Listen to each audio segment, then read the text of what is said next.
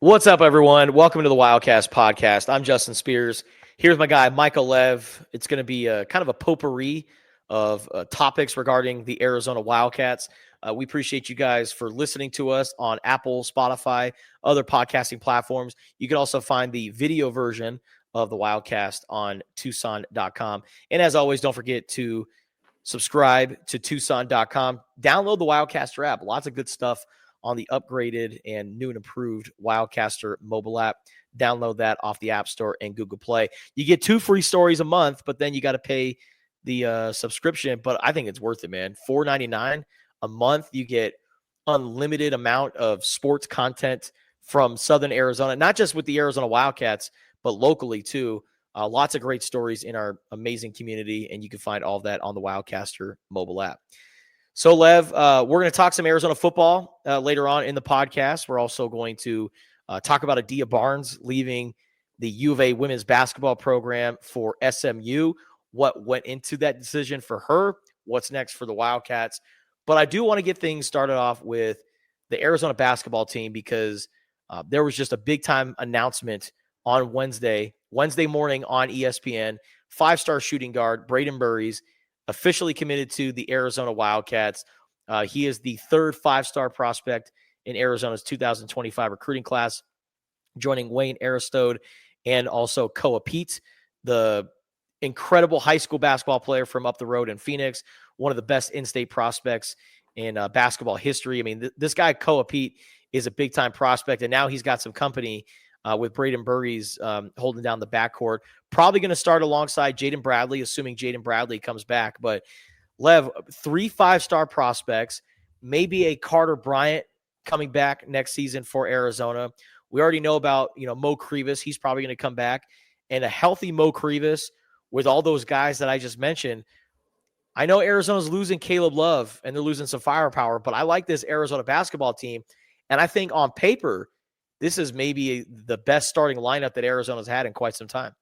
Yeah, I think the biggest unknown still at this point is what's going to happen with Carter Bryant, right? And that's not a portal NIL, being lured away to another team type of decision. That's a NBA or Arizona decision. Yeah. He might be too good to come back to Arizona for another year. I shouldn't completely dismiss the influence of NIL because, if Arizona is able to come up with a good package, and I'm sure they will, that could be a factor in his mind, right? When he's weighing the pros and cons of what to do. I would say that if they get Jaden Bradley back, and the fact that he hasn't gone into the portal as of yet is probably a good sign. Mo Krivas seems like he's going to return, and he should be way better than he was last year. He had that foot issue that obviously wasn't completely healed. Was never really in a good rhythm. I had heard rave reports about his ability in practice, and I don't think we've totally seen it yet, but maybe he's ready to blossom. Looks like Toby Awaka is going to be back. You're adding this incredible class, and we'll get into more about the class in a minute, to the mix. Carter Bryant's the X factor to me. That's the difference between like being preseason top 3 and preseason top 12. Yeah. This is someone who looks like he's going to be a first rounder, whether it's this year or the following year. His ceiling is extremely high. He's already shown that he can be a top level 3-and-D player. If he were to come back, spend a summer in the weight room, working on his game, developing intermediate aspects to it, being able to beat people off the dribble, scoring in different ways besides dunks and threes. I mean, wow, what a roster Arizona potentially has if that piece is added to what we already think is going to be here come fall. And people are wondering what kind of player Brayden Burries is. And I would pretty much say he's kind of like a Caleb Love type of player, but he's also tough as nails too. Kind of a big-bodied guard. And the thing that I kind of like about Brayden Burries' game is what we saw out of Caleb Love this past season. He's kind of an all-around player. Like he's a multi-level scorer. He can get into the lane, can draw contact, get to the free throw line. He's also a really good shooter too.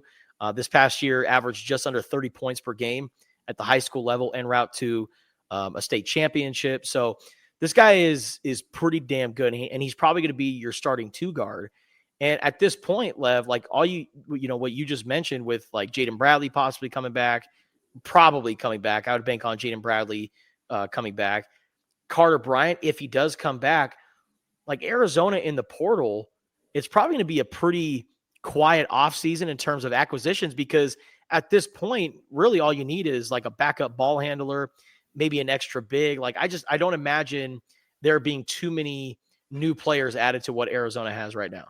Yeah, as far as Burries goes, I think lead guard is the term that I would use for him. Like he's not a pure point and he's not a pure shooting guard because he can handle as well as score. And that's kind of a modern term, but that's what how I would classify him. And it's good to have another ball handler back there because you don't want Jaden Bradley to have all of those responsibilities on his shoulders. Caleb Love was able to handle some of that last year. KJ Lewis too, although there were definitely some turnover problems.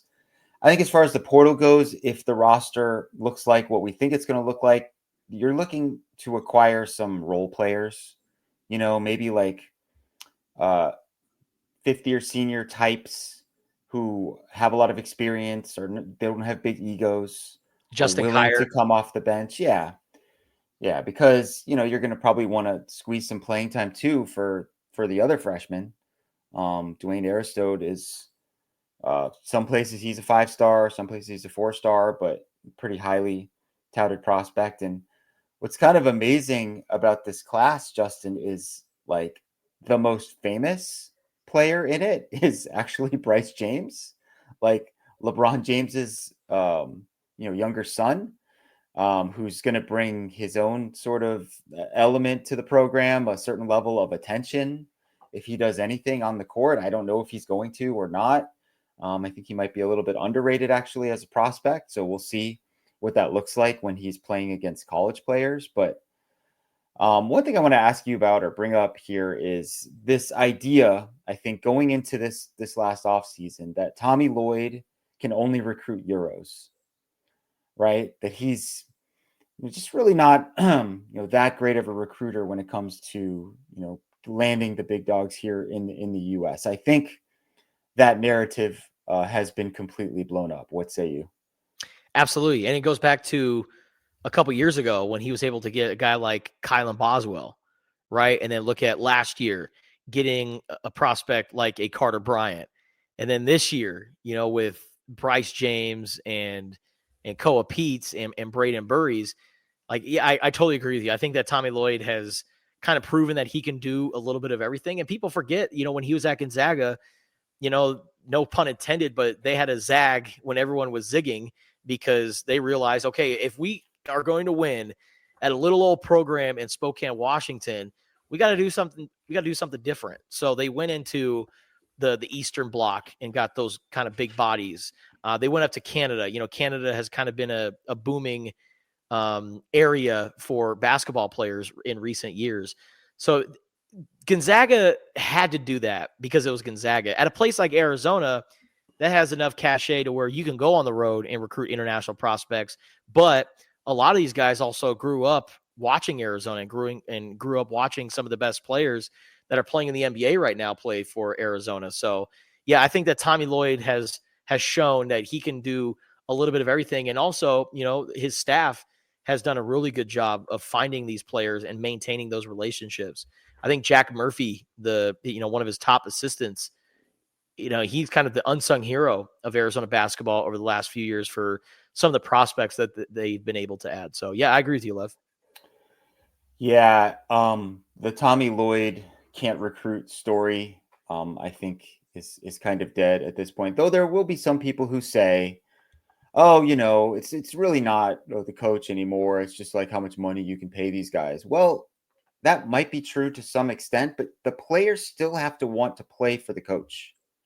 And I think that young players who like to play offense want to play for Tommy Lloyd, right? Like the ball's going to move ball's that's going to go up and down the court. It's going to be a free flowing type of system with some NBA pick and roll elements.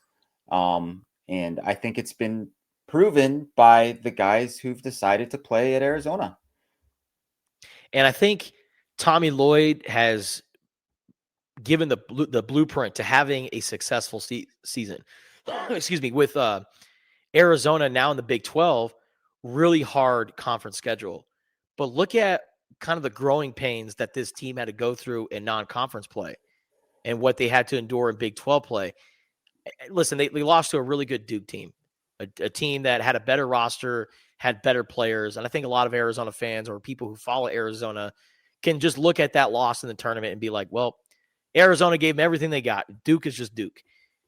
But you look at the non-conference schedule for next year, we're talking about UConn, we're talking about Auburn, we're talking about Alabama, UCLA in a non-conference setting. So the non-conference schedule is already very tough. And you add in Houston coming back next season. I expect them to be one of the top teams in college basketball. Kansas, Texas Tech is going to be really good too. So I think with the roster that Tommy Lloyd has assembled and that tough road to the NCAA tournament, I'm not saying anything, Lev, but I'm saying that the Final Four is in Indianapolis. And Arizona did win a national championship when the Final Four was in Indianapolis. So I love a good storyline. I like where this Arizona basketball team's at. Yeah, I think the schedule is at least a tiny factor in why guys might want to play here too. Like a lot of, nationally televised spotlight type games going up against other big time programs. I think that still carries some meaning even in the transfer portal /NIL era. All right, Lev, let's transition over to the other Arizona basketball program. The women's team, kind of bearing the lead here. In my opinion, this was probably the biggest news coming out of the U of A in the last week. The beloved Adia Barnes is on the move. She is going to SMU, which I think is a better fit for her. I think Dallas is a much better fit than Auburn, Alabama, or the other schools that were potentially interested in Adia. But this is also kind of surreal for me, Lev, because when Adia Barnes took Arizona to the WNIT championship and had a sellout McHale Center, right, which set, I think, the Pac-12 women's basketball attendance record, not just the program record, but Pac-12 women's basketball record, that WNIT championship, it set the attendance record. And when I saw all the people that came out and supported Arizona women's basketball for the WNIT, and then 2 years later being a basket shy of winning a national championship, and in the process, they smoked UConn. And I'm like, man, Adia, she's got something special here in Tucson, Arizona. And if she doesn't get lured away by a bigger program, then the Wildcats are going to have something special here. Baylor attempted to get Adia Barnes when Kim Mulkey left for LSU. And then Dave Hickey gave Adia Barnes that nice little check where she got a little over $1 million per season. But ever since that championship /contract, Lev, we're talking about Adia Barnes being, the 10th or in the top 10 when it comes to highest paid coaches. Arizona women's basketball hasn't had top 10 results in several years. And there have also been so many players, really good players, that have come through this program and ended it on bad terms. And so there was a lot of drama with this Arizona women's basketball program under Adia Barnes. Was it all her fault? No. Sometimes you just recruit bad apples, and sometimes there's just unnecessary drama that doesn't have anything to do with the head coach. But man, the common denominator has always been Adia Barnes during this time. So while I do think not all of it is her fault, she definitely has to take some accountability for how things ended. And I think with her contract coming to an end next season and just kind of the way things have been, it's a good divorce, right? Sometimes divorce is a term that kind of makes you cringe, and no one likes to hear the term divorce, but I think this could be a really good ending for both parties. I think the Adia Barnes era here just kind of ran its course. It just got to a point where it was going to be impossible to move forward. Her salary was, I think, greater than Arizona was willing to pay. especially for the results that it had been getting in recent years. So that was a big problem. I think she definitely wanted more of a commitment of resources than Arizona was willing to give her. So that's another issue, right? Like that was going to prevent her from, happily signing a contract extension and maybe spending the rest of her coaching career here. SMU is a good landing spot for her because they have a lot of rich donors. It's a private school, small private school. Don't have quite as many athletic programs. They showed last year that they would be willing to, pony up, if you'll excuse the pun, for players in football. And their first year without getting money from the ACC like the rest of the teams in the ACC, their first year going up a level from Group of 5 to Power 4, they made the college football playoff. Right? I mean, maybe that was lightning in a bottle, or maybe that shows that SMU is willing to invest in these things. So I think it's a really good landing spot for her. She's already acted fast to bring in a bunch of players, some from Arizona, some from elsewhere. And I think I wrote this in the column that ran in Monday's paper, but she left the program in a better place than she found it. Right? Attendance is way up. Popularity of the sport is way up. Interest in the sport is way up. Expectations are also higher, which can kind of go both ways, right? So now the question is, can whoever is taking the baton, continue to, direct the program in a positive direction where people are still going to be interested, like the people who are Adia loyalists, are they going to still go to games? Are they still going to buy season tickets? Was it about her for them, or was it about the Arizona women's basketball program? That's kind of the challenge. I do think there's some momentum, but you're also looking at a complete and total roster reset.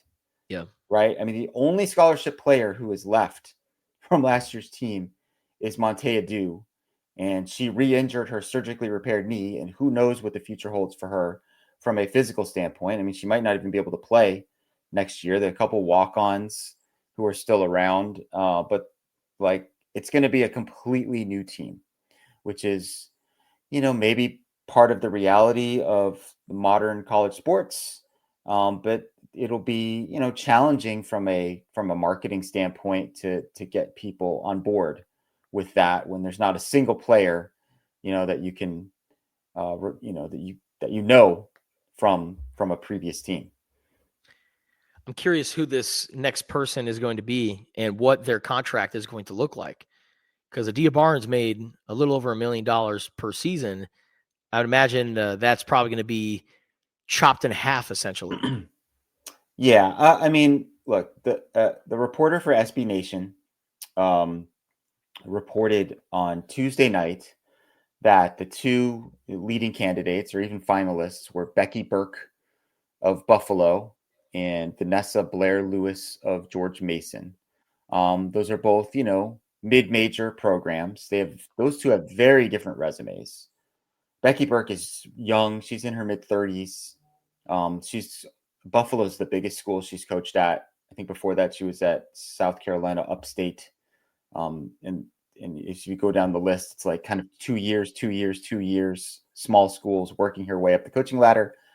They did win the WNIT this past season. I didn't even know there was a WNIT, Justin. I thought the WBIT replaced the WNIT, but yeah, that's what I thought too. I guess that tournament's still a thing, and they won it. So, they won 30 games. So she seems like a coach on the rise. Vanessa Blair Lewis is been coaching for over 20 years. She's had 3 long-term coaching jobs. And George Mason, the Patriots, they made the NCAA tournament for the first time in program history this past year. So obviously she knows what she's doing. And I think if it were her, you'd have a decent chance of bringing some of her players over with her. I think a lot of them were underclassmen this past year. I don't know if that would be the case if it were Becky Burke. I've been working to try to confirm that those are the finalists. And heck, by the time people listen to this, one of those two could already be named the coach. This is a very fluid situation. It's something that I do expect to be resolved sooner than later. I think it could happen as early as today being Wednesday, April 9th. I think at the latest, it's going to be Friday, April 11th. And we'll have a new women's basketball coach here in Tucson. And it kind of has to happen that way. Now, I know this is like not something that people want to hear because they're like, oh, you know, I had one person say this, Justin. Oh, this is looks like another Brent Brennan situation. The implication being like, oh, they're just rushing to hire a coach because, you know, they're panicking. You don't have a choice, right? Like at some point, like all the good players are going to be gone out of the transfer portal. Like if you want to have anything remotely resembling a competitive team next year, you better get a coach in place. Let me tell you, if they took their time with Brent Brennan, there's a good chance that Noah Fafita and T-Mac aren't sticking around because they're like, we got to make a choice. So, I mean, look, it would have been on some level better for Brent Brennan because expectations would have been way lower. But I mean, how upset would every Arizona football fan have been if those guys left? I mean, people would have been just like apoplectic. And how awesome was it when they announced they were coming back? You know, I mean, that was like the highlight of the year for the football team, honestly. That was but you can't wait. I mean, look, Desiree Reed-Francois, she likes to approach things in a methodical way, but even she knows and she understands that you got to move fast in this world when it comes to replacing coaches because of the portal. Like they literally have one scholarship player in the roster and she's injured. But then again, maybe that's also a reason why you could take your time because it's like we don't got to worry about anybody leaving because they already left. I mean, that's true, but I'm saying the pool of players to get is going to dry up, and you know what I mean? Like, the longer you wait, the fewer good players are available. True. They're all gonna find spots. So, that to me is a pressing issue, and the reason that this is going to be resolved sooner than later. And it is going to be very interesting to see what the reaction is among the fans who were very loyal to Adia Barnes, right? Like, I think there's a certain kind of PR element to this where you got to win the press conference, right? And make a positive first impression on a fan base that's, you know, some people were obviously had become like grown impatient and frustrated with Adia, but they still liked her. They still love her. She's super charismatic, right? And she took the program to new heights that it had never been before.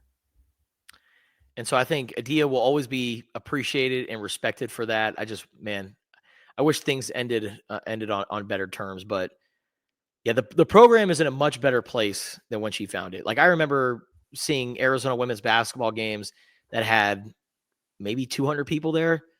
Like the curtains were down at McHale Center. The upper deck was completely tarped off. Like you cannot get up there.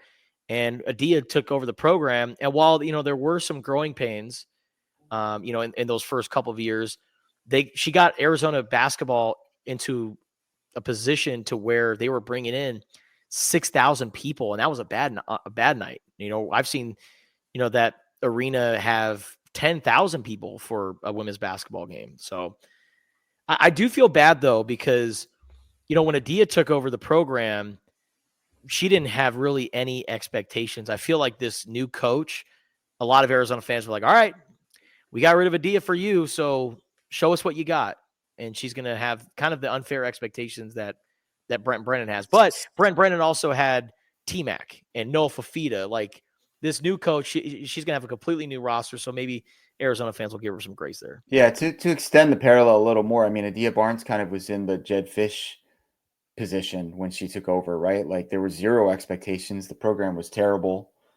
And there was only one direction to go, which was up.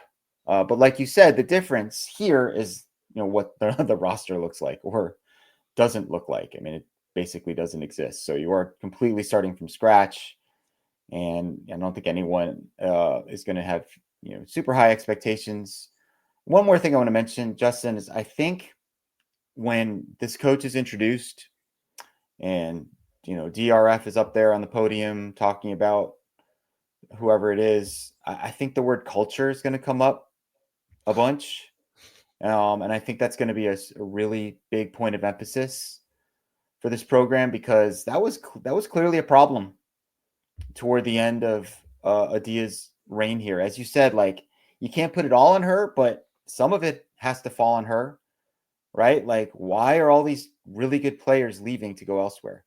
There are some people who will say it strictly was because of money. Okay. And I'm sure that money was a factor. But if you can't compete in that area, you got to bring something else to the table to sort of like what we talked about before with Tommy Lloyd, like, give the players a reason to want to play for you. Right. And I think, she's a demanding coach. Adia is, like, and I was talking to someone about this offline, and they made a comparison that I thought was really interesting and now she doesn't have the same level of success as this person, but Jim Harbaugh is a great coach, right? Amazing coach, but eventually he just kind of wears people out. Yeah. Right? Like, he's never anywhere for too long before moving on to the next thing.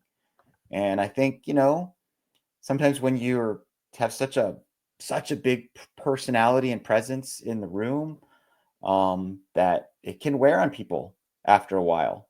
And that's why I think that it's probably the best thing for both parties to just kind of hit the reset button and get a fresh start. Both Arizona women's basketball and Adia Barnes, who, seems like she's off to a great start over there at SMU.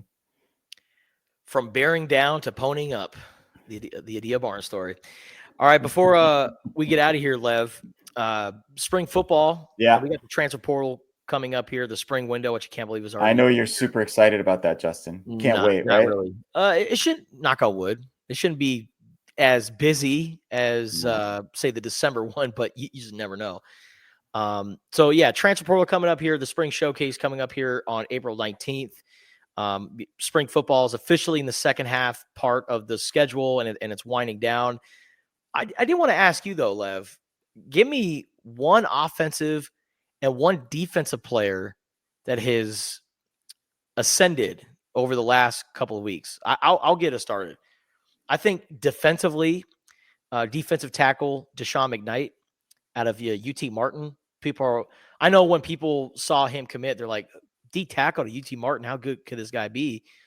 This guy is pretty damn good. And what makes him a special defensive tackle is he's got the frame for it. I mean, he looks the part of a defensive tackle, but he's also got the skill set of a guy who played other skill positions. So when he was being recruited out of high school in South Carolina, he was actually an outside linebacker. And so he's always had the athleticism. He's always had the skill to drop back in pass coverage. And I'm not going to reveal too many of the secrets of what Arizona's doing, but I've seen this guy drop back in pass coverage as a big man and also make some plays. He's getting in the backfield, making plays at the line of scrimmage. I like this addition of Deshaun McKnight. And then I think offensively, I got to give a ton of credit to Brandon Phelps, the redshirt freshman from Gilbert who played at American Leadership Academy. He was a part of Arizona's recruiting class last year. He was actually an early enrollee and was on campus when Jedd Fisch left to go to Washington, and was just one of a few guys who decided to stick around and play for the Wildcats. And he was a badass coming out of high school. I mean, he set state receiving records for yards, catches, and touchdowns.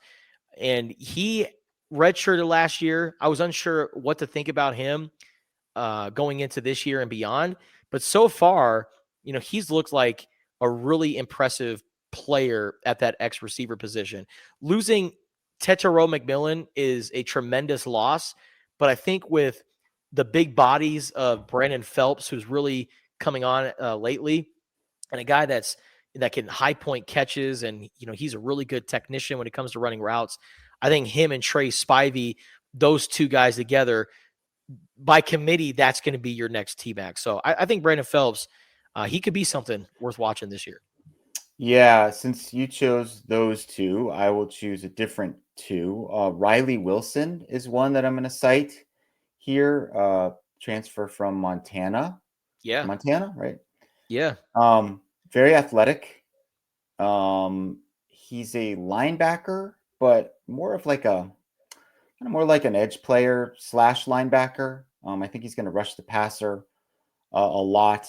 When you watch what Danny Gonzalez is trying to do on defense, again, without giving away too many specifics, I think that he's going to try to create confusion and uncertainty for opposing quarterbacks and offensive lines by moving guys around, by having them do different things, rushing one play, dropping another, just giving a lot of different looks. I think he understands that Arizona can't just line up and beat whoever they're playing physically down after down after down. So he's going to use the element of disguise. And I think Riley Wilson is a chess piece for him to do that. Someone who can come off the edge or drop into coverage. So that's someone I'm looking at on that side of the ball. And then on offense, I'll go with Javen Watley, the transfer from Chattanooga, another wide receiver who's really been exceptional playing out of the slot. Already seems to have developed a good chemistry with Noah Fafita. Extremely athletic, seems to have a good feel for the game. He was a quarterback in high school, so that always gives you kind of that perspective and ability to kind of see where all the pieces are out in the field and how to maneuver in those spaces. He is definitely someone who is on the rise, and I think a good lesson out of all of this, Justin, when we're talking about these transfers, like I did this whole piece about their advanced stats, PFF numbers, and a lot of the guys who seemed like they had really good stats haven't done that well in spring, and some of the guys who didn't have such great stats actually have done well. So the advanced stats are telling, but only to a degree. You also have to look at the film and the skill set. And in some cases, when they're moving up a level like this, you just never know until they get out there with this level of athlete, how they're going to fare in those situations. Lots of interesting newcomers on Arizona's team right now. They have one more open practice this Saturday evening, I believe at 7:00. So if you want to go check out that open practice. Yeah, that's a change, by the way. It was a daytime, but since it's going to be 99 degrees Saturday, they wisely moved it to the evening. Justin is very happy about that development. But also at the same time, I'm missing the Tucson Sugar Skulls home opener playing against the Jacksonville Sharks. That's so disappointing. So, but yeah, I will be out there at Arizona Stadium. You can go check out the open practice, go check out the newcomers. And then the spring showcase is on April 19th at Arizona Stadium, kind of modifying the spring game a little bit, not splitting up the team and going live, but, kind of having an interactive practice environment for fans to come out and pretty much just celebrate Arizona football. All right, so I'll have all the coverage of Arizona spring football on Tucson.com. Lev's going to be out at High Corbett Field this week. Wildcats had a big-time game against New Mexico State earlier in the week. Now they got Oklahoma State coming up at High Corbett, and then that big game on Tuesday, Lev, the Lopes, GCU. They've kind of handled Arizona in the last couple of years. So Lev will have all the coverage from High Corbett. Check out his coverage of U of A baseball on Tucson.com and the Wildcast mobile app. And as always, don't forget to subscribe, rate, and comment the Wildcast podcast on Apple and Spotify, and check out the video version on Tucson.com.